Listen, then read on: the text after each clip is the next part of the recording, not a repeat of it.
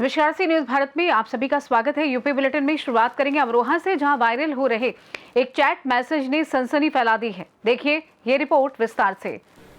Viral हो रहे एक चैट मैसेज ने सनसनी फैला दी है। देर रात भेजे गए संदेश में एक महिला ने व्यक्ति को जान से मारने, लाश के टुकड़े करने और कुत्तों को खिलाने तक की खौफनाक धमकी दे डाली। धमकी भरे इस संदेश में उसने लिखा कि तेरे पास सिर्फ 2 से 3 दिन का समय है, या तो फैसला कर ले और सबको सच बता दे, वरना मैं तुझे आते जाते रास्ते में ही मरवा दूंगी। इतना ही नहीं, महिला ने पुलिस और कानून से ना डरने की बात करते हुए कहा कि मैं तुझसे, तेरे पुलिस थानों से, कोर्ट कचहरी से नहीं डरती, उल्टा पुलिस से तुझे ही फंसा दूंगी। आखिरी मैसेज में महिला ने लिखा, अल्लाह करे तू मरा हुआ निकले सुबह, मर जा तू आज ही। पूरी बातचीत इस ओर इशारा करती है कि मामला केवल भावनात्मक तनाव या विवाद का नहीं, बल्कि एक गंभीर आपराधिक धमकी का है। कानूनी जानकारों का कहना है कि ये संदेश भारतीय दंड संहिता की कई धाराओं के तहत संगीन अपराध माना जा सकता है। पुलिस इस वायरल चैट की जांच में जुट गई है या नहीं, ये साफ नहीं है, लेकिन अगर ये संदेश किसी को निजी तौर पर मिला है तो तुरंत FIR दर्ज कर पुलिस को सूचित करना जरूरी है। अच्छा, क्या हुआ है आपके साथ? मैं आ रहा था 18 तारीख परसों घर के लिए, तो रास्ते में मुझे लड़कों ने रोका। 4-5 लड़के थे, 4 लड़के थे मौजूदा, और मुझे देखते मुझसे बोले कि बिलाल नाम तेरा ही है। मैं बोला हाँ। कि तबस्सुम लम्हिया से उसका मैटर जो चल रहा तुझसे चल रहा, तेरी पत्नी है। उनके हाँ। इतनी बात सुनकर उन्होंने मारधाड़ स्टार्ट कर दी मेरे साथ, पिस्टल भी लगा दी। इतनी एक अनजान व्यक्ति किसी की बाइक आ रही थी, उसे देख कर वो निकल गए एक एक करके। फिर उन्होंने चाकू से मेरे ऊपर हमला करा। मैंने बहुत शोर शराबा मचाया, लेकिन कोई वहाँ मदद के लिए नहीं आया। और जाते जाते वो ये भी कह गए कि अब की बार तो बच गया, लेकिन अगली बार नहीं छोड़ेंगे तुझे, अगली बार जान से मार देंगे। अच्छा, आपने ये बताया आपको कुछ मैसेज भी छोड़े गए थे? हाँ सर, मुझे मैसेज आ रहे थे, कई बार मैसेज आ गए पत्नी की तरफ से। वो ये कहती कि मैं, कई बार उसने ये भी बोल दिया, चेतावनी भी दे दी कि मैं तुझे रास्ते में आते जाते मरवा के, तेरे टुकड़े करवा के कुत्तों को खिलवा दूँगी। ये सारे सबूत हैं हमारे पास आए हुए, फ़ोन के अंदर है मैसेज। मतलब वो आपकी बीवी के वो आपकी ससुराल वाले हैं या अदरवाइज कोई व्यक्ति है? ससुराल वाले हैं वो, बीवी को पता है, उसको उसी ने भेजे हैं वो, उसके मिलने वाले हैं। अच्छा, ये कहानी कब से चली है आपकी, जो रंजिश चली है मियाँ बीवी की? सर ये शादी को हमारी 2 साल हो गए, लेकिन लगभग शादी के 2-3 महीने के बाद से ये लड़ाई झगड़े स्टार्ट हो गए थे। उसने ड्रामा करना शुरू कर दिया था, लेकिन अब लगभग 4-5 महीने से ज़्यादा बढ़ गए। सिर्फ आपको जख्मी किया गया या मारने की पूरी कोशिश की गई थी? मारने की सर पूरी कोशिश की गई है। मेरे पिस्टल भी लगा दी थी मेरे सर पर, जानलेवा हमला हुआ। गंभीर रूप से सर मैं घायल हो गया था, बहुत ज़्यादा हालत ख़राब हो गई थी। आपका बचाव कैसे हुआ? सर एक अनजान व्यक्ति जा रहे थे बाइक से, जैसे वो आए, जंगल का रास्ता था वो, मैं बहुत शोर शराबा कर रहा था, बहुत हालत ख़राब थी, तो उन्हें देखते ही वो निकल गए वहाँ से। अच्छा, आपकी ये पत्नी कहाँ है? वो अपने घर पे ही रह रही है। मतलब झगड़े से पहले या अब? झगड़े से पहले से ही। उसने घर, जब से वो घर गई है अपने, जब से वहाँ से कई बार धमकी दे दी मुझे मैसेज द्वारा। अच्छा, धमकी द्वारा कितनी बार आप पे हमला हो चुका है? हमला तो पहली बार हुआ है, लेकिन धमकी कई बार मिल चुकी है वहाँ से। अच्छा, आपने कोई शिकायत पत्र दिया? शिकायत दी थी थाने में, और पुलिस वालों ने बोला है कि हम जांच कर रहे हैं इसकी, उसके बाद कार्रवाई करेंगे। अमरोहा से सी न्यूज संवाददाता गौरव श्रीमाली की रिपोर्ट। आगे बात करेंगे बिजनौर की, जहां एक बड़े सड़क हादसे में किसान नेता और एक 3 साल की मासूम बच्चे की हुई दर्दनाक मौत। कैसे हुआ यह हादसा, देखिए इस रिपोर्ट में। बिजनौर में मंडावर रोड पर बीती रात एक बड़ा हादसा हुआ, जिसमें किसान नेता और एक 3 साल की मासूम बच्ची की दर्दनाक मौत हो गई। हादसा कार और ट्रैक्टर ट्रॉली के बीच टक्कर होने के कारण हुआ है। हादसे में कार सवार किसान नेता की मौत हो गई है, जबकि ट्रॉली में सवार एक मासूम इस हादसे का शिकार हो गया। हादसे में 1 दर्जन से ज्यादा लोग घायल हुए हैं। ट्रॉली में सवार 2 परिवार बच्चों का मुंडन कराने हरिद्वार जा रहे थे। नाम आपका? अभिषेक राजपूत। कहाँ के रहने वाले? रजौला। ये एक्सीडेंट हुआ है, क्या मामला था ये अमरोहा से कोई ट्रैक्टर ट्राली से जा रहे थे हरिद्वार मुंडन करवाने जी?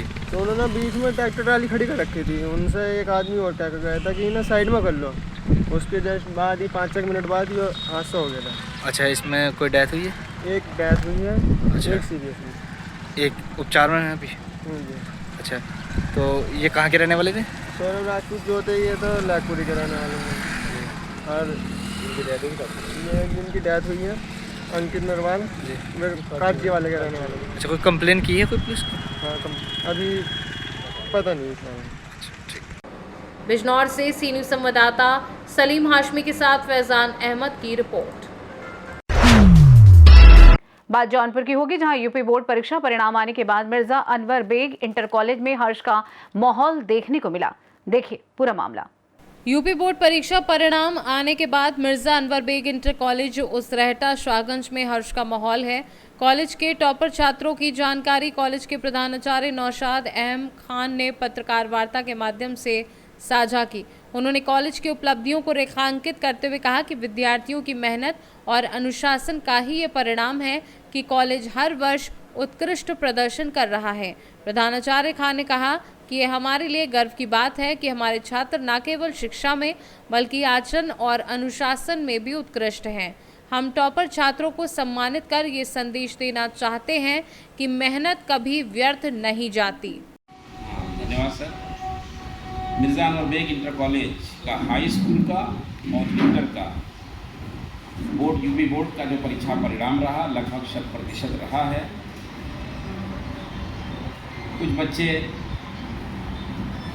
74-75% तक लाए हैं इंटरमीडिएट के, और हाई स्कूल के लड़के तो करीब 90-92% तक के लाए हैं। जो बच्चे इंटर पास कर लिए हैं मैं इनसे उम्मीद करता हूं कि वो अपने इच्छानुसार अपनी रुचि के अनुसार दूसरे लोगों से मार्गदर्शन ले करके आगे की पढ़ाई को कायम रखें और विभिन्न प्रतियोगिता परीक्षाओं में शामिल हों, जिससे जो उनके लक्ष्य को आसानी से अपने वो प्राप्त कर सकें।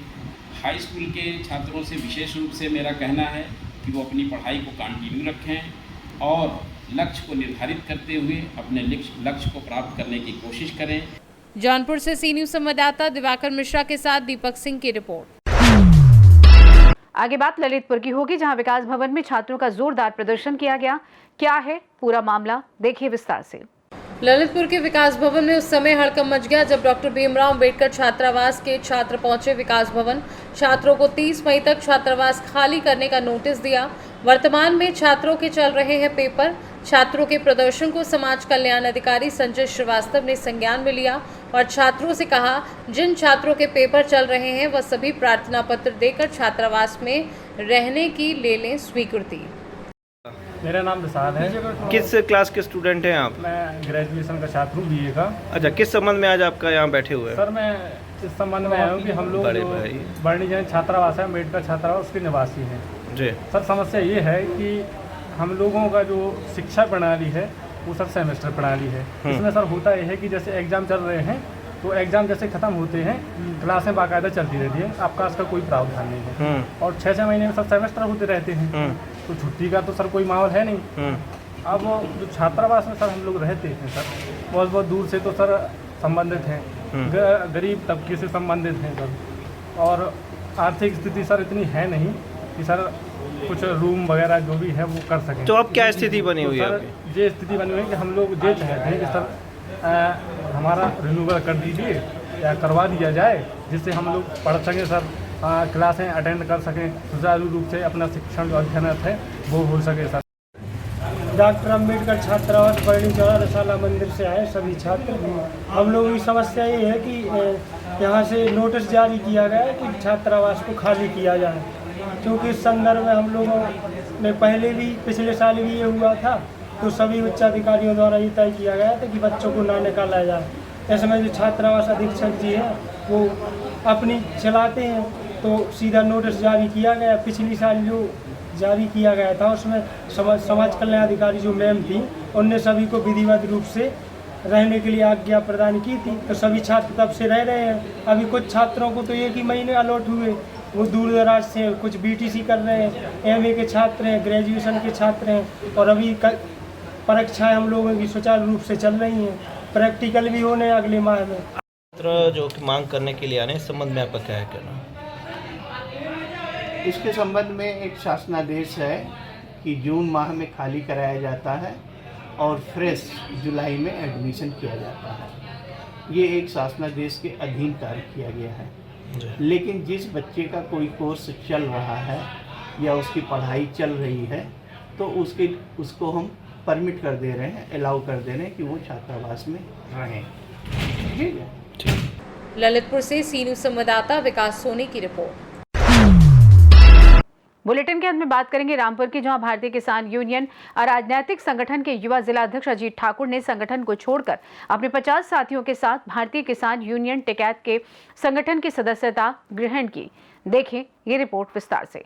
उत्तर प्रदेश के जनपद रामपुर में थाना सिविल लाइन सहकारी गन्ना विकास समिति जनपद रामपुर में भारतीय किसान यूनियन के जिलाध्यक्ष जगजीत सिंह के नेतृत्व में भारतीय किसान यूनियन संगठन के युवा जिलाध्यक्ष अजीत ठाकुर ने भारतीय किसान यूनियन संगठन को छोड़कर अपने 50 साथियों के साथ भारतीय किसान यूनियन के संगठन की सदस्यता ग्रहण की।